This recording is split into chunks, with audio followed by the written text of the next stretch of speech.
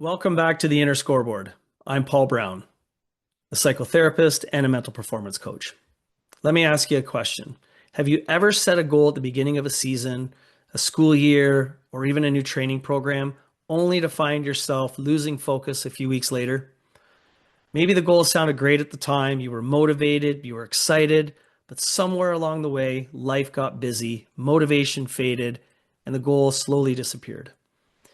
The reality is that most athletes don't fail because they lack talent, effort, or desire. They fail because they don't have a system. In this episode, I'm sharing a webinar I did on goal setting for athletes. I'm going to expand on the SMART Goal Setting Framework in an effort to help you turn a want into action.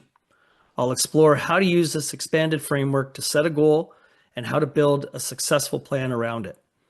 Whether you're an athlete, a parent, a coach, or someone simply looking to improve performance in any area of your life, this episode will give you practical tools you can start using immediately. Let's get started. Welcome, everybody. Thanks for joining me this evening. I'm Paul Brown.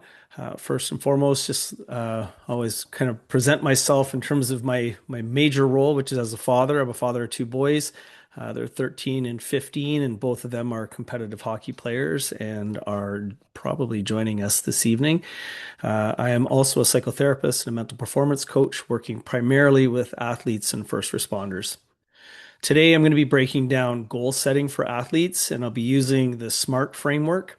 I'm not going to be just talking about what SMART goals are, but also how to set them, how to improve the likelihood of accomplishing them. And my hope is to share something that athletes can actually use. So not just theory, but practical, repeatable skills. So why goal setting matters in sport? So it provides a sense of direction. So if you don't know where you're going, then any road is going to take you there. That's a quote from Lewis Carroll. So we want to have a sense of where we're going. It's like someone saying, do you want to go for a drive? And you can just say, well, sure, but then drive around aimlessly because you don't have a sense of direction. You don't know where it is that you want to go. So a goal is like providing you with a destination on a map. And one of the things that it can help do is increase motivation, and it can improve training consistency and training efficiency. So you aren't just walking around the gym doing random exercises that might help you perform. You're actively focusing on exercises that bring you closer to something that's planned. So goals can also help athletes measure progress, which will also increase their motivation. So if you see that you're progressing in something, you're going to be more focused and have more motivation to keep working. So athletes don't improve by accident. Goals give you some structure for the things that you're trying to accomplish. So some of the common mistakes that athletes make when they're setting their goals is they make their goals too vague. And vague goals lead to vague outcomes.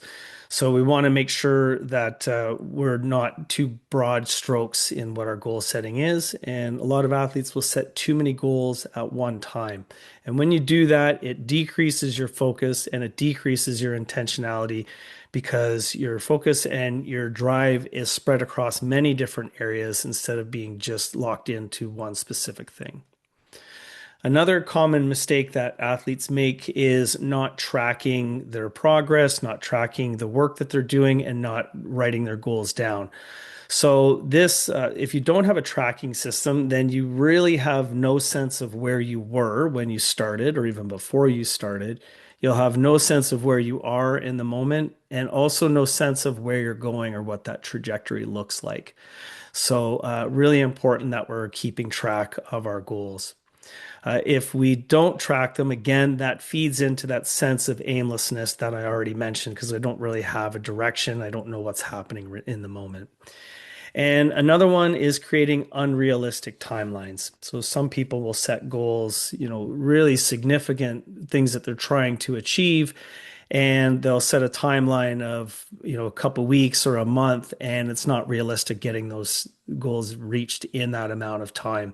The flip side of that is setting the timeline way too far into the future, and then we don't have focus on what we're trying to accomplish.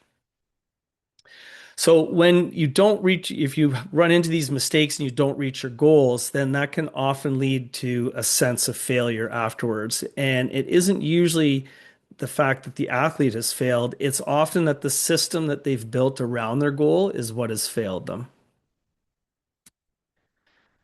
So before setting your goals, one thing you need to be considerate of is know where you are. So you have to have a sense of, what your current level is, your current skill set. This may require you to do some baseline testing if you're trying to find out, if your goal is strength based or if it's speed based or endurance.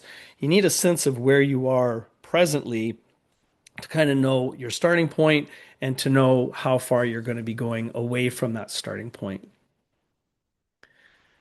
You also need to identify your why. So this, what is the reason that you're actually seeking change?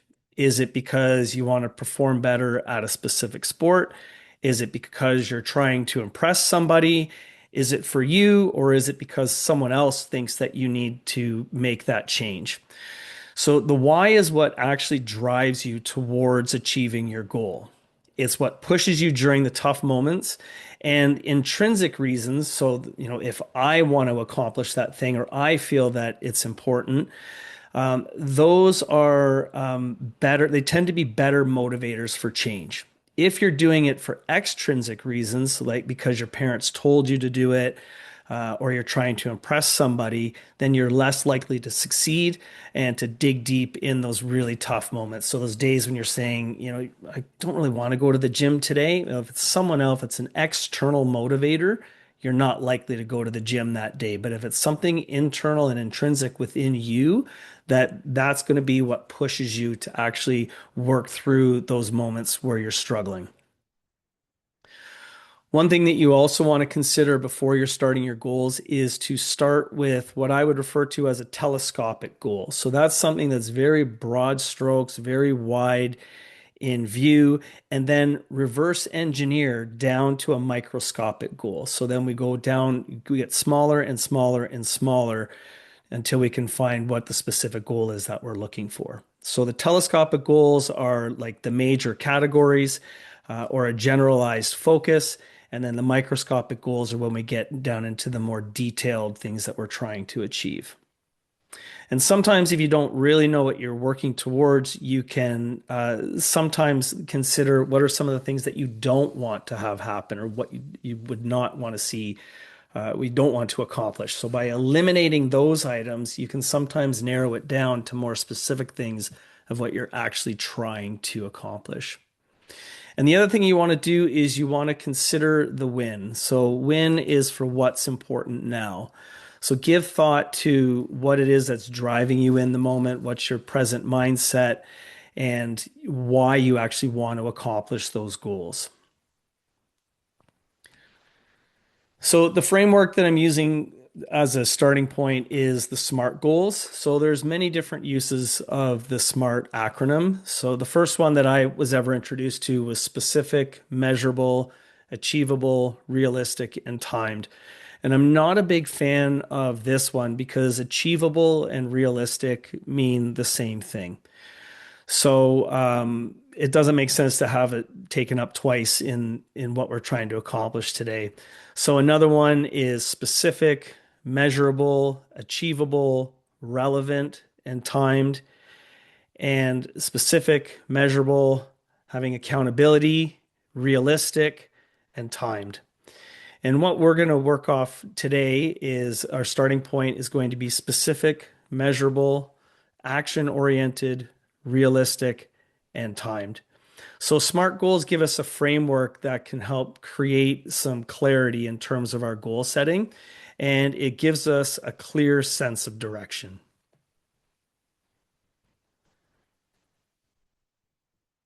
So when we're working through our SMART goals, we're going to start with specifics. So I mentioned already about starting with telescopic goals, so very wide brush, wide lens, and narrowing it down to a more specific goal.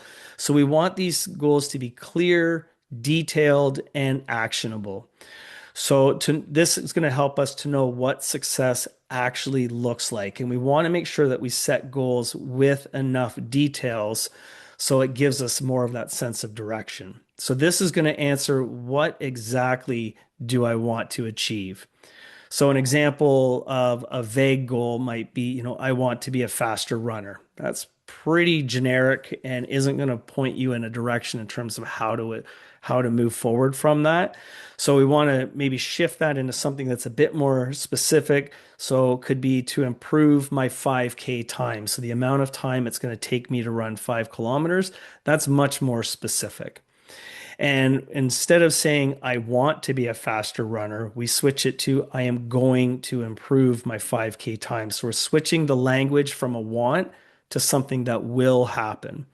And when we're doing that, we're actually switching our mindset into one of growth and action, because a want is something you hope for. It's a wish, you're hoping it'll come true, but I am going to do something shifts your focus into something that actually will come true. So again, it's shifting that mindset into a more strengths-based approach. And when we make our goals specific, that specificity eliminates the guesswork because you have a clear sense of direction, what you're trying to accomplish, and where you're headed. We also want to make sure that our goals are measurable. So we want to set goals with quantifiable success items. The progress must be trackable. So when we're doing this, we have to include some form of a metric, something that we can measure. So that can be time, it can be repetitions, distance, weight, frequency. So instead of saying I'm going to train more, something that's measurable is, to say run 4 days per week. So that number of times, the metric is the number of times. So if you can measure it, if you can't measure it, you can't manage it. So if you can measure it, then you can manage it. And the idea is we want to make sure that we're putting something specific in there about what it is we're measuring. So even in the example on the screen, it's increasing your maximum lift would be vague. It's not really measurable, but we want to put in by 5 pounds. And again, that takes us back to the earlier point that we need to know what is our starting point in order to have a sense of where we're going. Next thing that we want to cover is we want to make sure that it's action oriented. So this is where SMART goals are a little bit different because we're not just writing down kind of the destination. When we put in the action, it's actually the action plan. So this is breaking the goal into specific training actionable steps and writing them down. So we're identifying the routine happens that drive the progress. So this can be how many repetitions you're going to do. Is it something that you're doing daily? Is it something you're doing weekly? Is it something that you're going to do monthly? You're actually starting to write down the method of achieving your goal in the action section. So, and when you're doing this, you need to focus on the things within your control. So things within your control would be your effort, it would be your consistency, it's going to be your execution, and we have to be aware of some of the things that we cannot control. So those would be, the actions or the commitment of others. So if my goal, I know we've got some hockey players in the room, if my goal is to win, say, an OMHA championship, there are a lot of parts of that goal that are outside of my control because I can't control, the effort of my teammates. Are they going to show up? Do they have positive mindset? Are they putting in the work the same way that I am? So all I can do is really, in terms of the action, focus on the things that I can do in that moment. You also can't control weather. So if your action revolves around training outside all the time, you're going to have to account for the fact that some days the weather is not going to be suitable for that. So what would be your backup plan in those situations? Illness is another thing that can come up that can kind of offset your timelines and derail your goals at times. So we have to give consideration to the things that are outside of our control, and in our action plan, put in maybe a backup plan for those and really focus on the things that we can control. We want to use action words in this phase of our goal setting.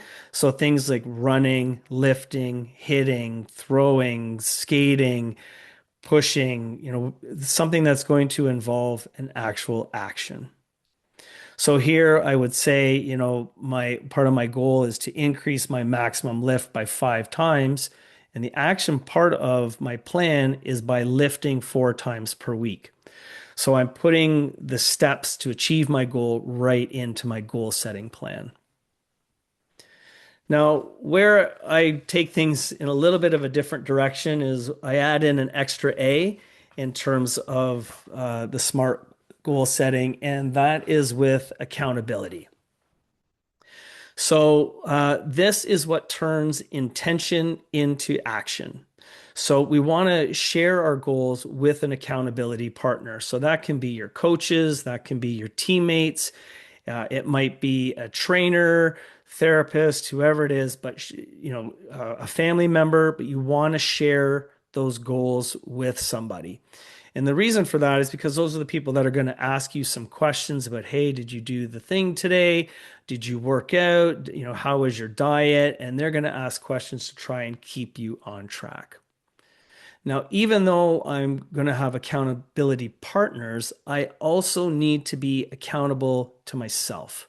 And I need to be accountable to myself before I can be accountable to anyone else. Where this gets tricky is sometimes we miss, a workout, or we didn't get the same intensity that we were kind of hoping for. And in those moments, that's when your inner critic has a tendency to creep in. So the inner critic I also call the inner critic the shitty committee.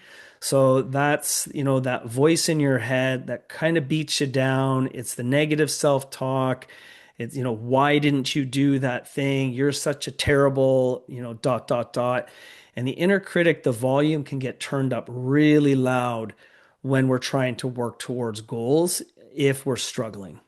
So what I encourage you in those moments to do is to try and turn the volume down on the inner critic and to turn the volume up on what I refer to as your inner coach or your inner advocate. So this is the voice inside of your head that's going to deliver positive messages. It's going to focus on things like empathy. It's going to focus on things like encouragement, constructive support. So examples, if you miss the workout because of, a family situation, it's that empathy is going to be, what, it makes sense that you missed today because you had a family emergency. So we'll reset tomorrow and you can do the workout tomorrow. The other thing about the inner voice is oftentimes our inner critic is talking to us in the third person. You are, you did, you're such a, and a lot of the self-talk motivators out there, they'll use first person language to say, I am a positive person. I am successful at something. And what I would suggest is you actually change that to the third person as well. Because when we use the first person, we're often resistant to it because in those moments, we're struggling to believe that we have those positive qualities. So I would encourage you to switch that to the third person. So it's as if someone else is saying to you, hey, it makes sense that you weren't able to do that. You can reset tomorrow. You have the ability to do that. And if you struggle to use your own voice in that, think of the voice of somebody else who's very supportive of you. So that might be maybe it's your coach, maybe it's your teacher, it could be your best friend, it could be a parent, it could be a child, but someone who's going to kind of have your back and really drive home positive and empathetic messages. And the idea behind this is when that happens, it ends up replacing that fear with a confidence to try, with a confidence to reset and get back at it the next day if you're having a struggle. Another part of the accountability is to track your workouts and to track your progress and do it consistently. This provides information about what is working and what's not working in your training as you work towards your goals. So when you're training, you're going to have to make adjustments. And, if you're writing things down and keeping track of your progress, you're going to see maybe when those adjustments need to happen. So one of the apps that I use is I use Habit Share. So there's an image on the screen, and it just has some habits that I want to do to track progress on a regular basis. So one of the things I do in the morning is an identity statement, which kind of helps to focus me and set me for the day. There's a daily podcast that I listen to. There's some mental performance review work that I do every day. And then I have it in that I work out 4 days a week. So I track this every day. I look at it, and it helps to kind of keep me going with my goals. There's other apps out there that can help you track or can actually input the workouts that you're doing. Like I think Gymshark is another one. So what these can also do is highlight the micro successes along the way. So I can look at my habit share and I see a lot of green on the screen. So that reinforces that I've been doing the work and I'm working towards my goal. And if you're tracking the individual numbers, then you can also see how those weights have changed. So for example, in the weight room, if my goal is to bench 2 plates, that's great. At some point, I hit 1 plate. And as I've moved beyond that, I can see how those weights have progressively gone up or progressively changed, or I could look at days when the weights were a bit lower and maybe there was something different in my diet that day, different in my mindset. I could have been dealing with an injury, but you can track and see where those peaks and valleys are. You can also do weekly check-ins with your coaches or your accountability partner, and you can do reassessments as well. If things are not going in the right direction, you can reassess if you need to adjust that goal. So tracking is the glue that holds your goals together because it provides data in real time. So when we're tracking, you might get, partway through what you're trying to accomplish with your goal, and you're tracking things and you look and you reassess. You're like, you know what? I'm not on target right now. Maybe I'm ahead, maybe I'm a little bit behind, but you want to schedule check-ins during the planned phase, like what the period of time that you're trying to accomplish this goal. So if I set it at 6 months, maybe I'm going to set check-ins every month or every 2 months. And what I'll do in those periods of time is that's when I'm going to adjust the volume and the intensity of what I'm doing to keep me on track of my goals. And if I'm significantly ahead, maybe I actually adjust what that end goal is going to be or adjust the timelines. When we're doing this is opportunity also to check in with our accountability partners and make sure that they're giving us positive reinforcement and encouragement, not disappointment, and they help you adjust. So adaptation is part of the process. Just because you set the goal to achieve it in a certain amount of time does not mean it will always happen exactly that way. You will need to modify it as you go more often than not.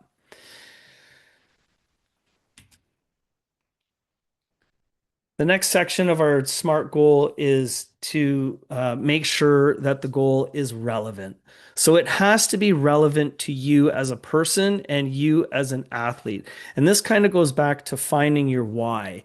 It needs to align with your wants and your needs and not the wants and needs of other people. Again, if it's based on the wants and needs of others, those external and extrinsic factors and motivators, you're not going to be as disciplined and you're not going to be as driven and motivated to work towards that goal. If it's within you, it's an intrinsic motivator, you are going to dig in on those hard days. It relevant to your sport, relevant to your season, relevant to your priorities within your sport. So if you're looking at a specific skill, then you got to make sure that your goal is relevant to that skill. And what this also does, it's going to help support long-term development, because what you can also do is shift that goal to different specific areas within your game. So it might be relevant to the preseason, certain things you're trying to do, or it might be relevant to playoffs in terms of what that goal is. But it should matter to your actual performance and to your sport. We need to make sure that our goals are realistic. So asking yourself that given the current realities of your life, can you actually reach that goal? Right? So this is based on your current fitness level, whatever your schedule is, whatever resources that you have available to you. All of those different life realities have to be taken into consideration when you're working through your goals and figuring out what it is that you're trying to accomplish. And we want to make sure that the goal is challenging but achievable. And the life, we need to make sure that ambitious is good, but impossible is discouraging. So if I share, so one of the examples would be, you can be anything you want to be. Parents often say that to their kids, and it's an inaccurate statement. So if someone in this room says, I want to be the president of the United States of America, that's not likely a realistic goal for the most of the people in this room. And I would say for most of the people on the planet. And the reason for that is because in order to be the president of the United States, you have to be born in the United States. So if you have someone who's born in Canada or born in Kenya says, I want to be the president, it's not going to happen because you weren't born in the United States. I think back to myself in the late 1990s, I was involved in bodybuilding competitions. And, it wasn't realistic for me at that time to think that I was going to become a Mr. Olympia in bodybuilding. I was already in my late 20s and there was no way that I was going to have the size to compete against guys like Jay Cutler and Ronnie Coleman. These guys are massive bodybuilders. But then men's fitness came along, and that was something much more suited to my physique and my athletic ability. So I actually set the goal of a natural fitness Olympia title in 99. I succeeded in reaching that goal. So it was a really high level to try and achieve, but it was realistic because it matched other aspects of my life at that time. Now, if we fast forward to 2026, I'm in my 50s, I have children, I work full time, I coach minor hockey. There is zero chance that me setting a goal of winning the Natural Fitness Olympia now, it's just not going to happen. It's not a realistic goal for me. So I set my goals for something that is within grasp that I can actually work towards. And it's important to recognize that just because it's realistic doesn't mean it will happen if I don't put in the work. Just writing it on paper doesn't mean it will happen. You still have to put in the work. So the last part of the SMART goal is to make sure that it is timed. So what this does is it includes a very clear deadline. So I know that I'm going to have to accomplish this goal by a certain date. And I set that mindset within myself that I have to do it by that time. It's non-negotiable outside of something drastic happening when we're reassessing and having to make our mid-goal adjustments. But that date should be set fairly hard and fairly strict because that's what's going to drive you. That's going to create that urgency. That's what's going to create that structure. It drives action. Without a deadline, the steps to reaching the goal get put off. So if I know if I have a specific date in mind, I'm going to be driven to do the work to be ready on time. I don't feel like working out today, but I still have to go and do that workout because I know that my competition, my game day, my testing is going to be in X number of days, and I've planned around that. So when you set your timing, we talked about reverse engineering our goals, reverse engineer based on time as well. So you want to look back. If my goal is set for, the 21st, I want to work back. What am I going to be doing for the 3 or 4 days before that deadline? What am I doing the week before that deadline? And I have to get involved in periodization so that my training falls in line with working towards that goal.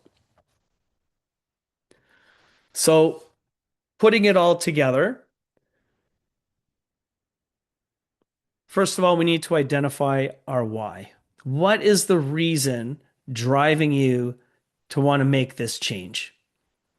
What is the win? What's important now for you as you try to establish this goal?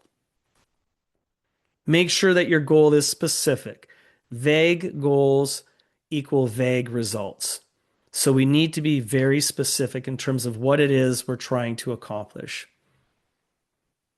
We need to include measurements so that we can actually test what that change is. Whether that's a weight, a speed, a time, there has to be some way of measuring progress. What's going to be the action plan to help us get to our goal? How many times are we going to be training physically? How many times are we going to be doing mental performance work? How often are we going to be researching content in order to adjust our program as we go? Accountability, making sure that you're writing it down, using apps to track how often you're training, the actions you're doing. Have a strong support people, a strong support network of positive people, people that are going to encourage you and also hold you accountable to what it is you're trying to accomplish. Make sure that the goals are relevant. They have to fit your values, your wants, your needs, and be in line with your sport as well.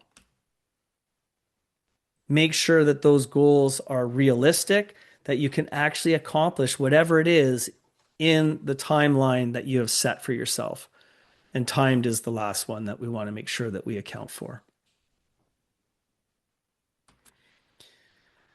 So this is an example of something that I use with some of my athletes and the clients that I work with, and it's a way of kind of breaking it down so you can have it all written in front of you. Oftentimes when people are designing goals, they think they have to write it up in one or two sentences, and in order for it to be truly successful and to have a detailed plan and a detailed goal, it's going to take more than just one or two sentences, and you have to break down all of the components that are necessary. Identify the win. Start with those telescopic goals. Build the SMART framework, specific, measurable, action plan, accountability. Is it realistic? Is it relevant? What's the deadline? And when we're going through that, also working with the athletes to find out, how many days of the week or of the month or how many times per day are you going to do specific things? Writing down how you're going to track your progress and set those check-in dates at the beginning of your process. And give that information to your accountability partner so they actually have a physical copy that they can reference when they're talking to you. When you've reached the end of the goal, it's important to make sure that you do some review and some reflection. So did you actually reach the goal? If so, what worked well for you? If you didn't, what got in the way of you reaching that goal? What worked? What didn't?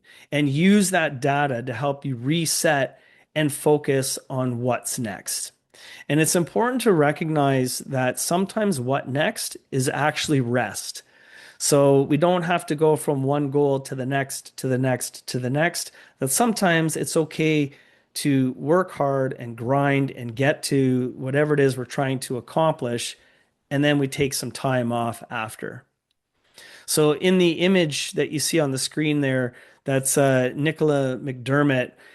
So she's an Australian high jumper, and she got a silver medal in the 2020 and the 2024 Olympics.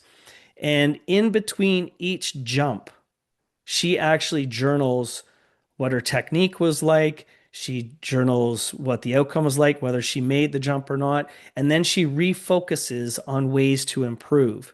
So when you track that information and when you reflect on what you've accomplished, you have more data in terms of working towards future goals. And reflection turns experience into improvement. The more reflective you are, the more effective you are. So some of the benefits of the SMART goals that we've talked about today is that it can increase your confidence because you're going to have a greater likelihood of success, greater likelihood of actually accomplishing the goals. It's going to improve training focus. It's going to have more consistent progress, and it's going to create more clear communication with your coaches and the people that are around you supporting you. And SMART goals can create momentum. As I wrap up today's episode, remember, goals don't create results. Action creates results. A SMART goal gives you direction, but your daily habits, your consistency, and your willingness to stay accountable are what ultimately determine your success. The athletes who improve the most aren't always the most talented. They're often the ones who show up consistently, track their progress, make adjustments when necessary, and stay committed to the process. So before you move on with your day, take a few minutes and write down one SMART goal. That's SMART with 2 A's and 2 R's. Make it specific and measurable. Have an action plan and accountability. Check that it's relevant and realistic, and set a deadline. Because a goal without a plan is just a wish. If you found this episode helpful, please like and subscribe, leave a review, and share it with an athlete, a coach, a parent, a teammate, or anyone who you think might benefit from it. Until next time, remember progress, not perfection.